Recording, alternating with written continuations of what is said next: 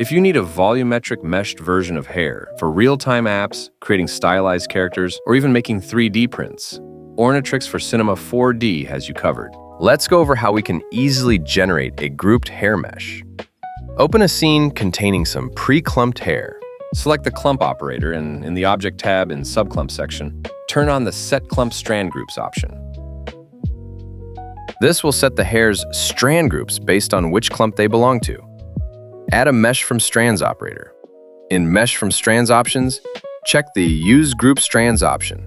Set the mesh type to cylindrical and side count to 10. Our hair is now converted to a volumetric mesh approximation of the strands.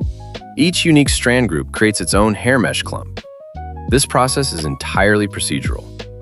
You can continue editing the hair below in the stack and see the modified mesh in real time.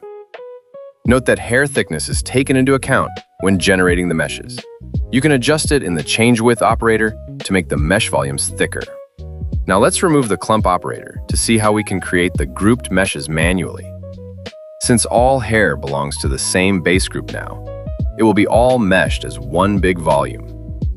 In Mesh from Strands operator, change the strand group filter value to between 1 and 99 to exclude the base 0 group. No mesh is generated now. Add an Edit Guides operator before Mesh from Strands. We will use it to manually assign strand groups. In Edit Guides operator, select some strands, Turn on Use Strand Groups option, and use the Assign button to assign a unique strand group to the selection.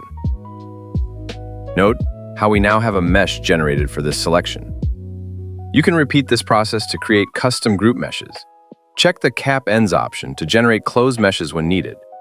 Now it's time to try this in your project. Please subscribe or join our Discord channel for updates and more tutorials.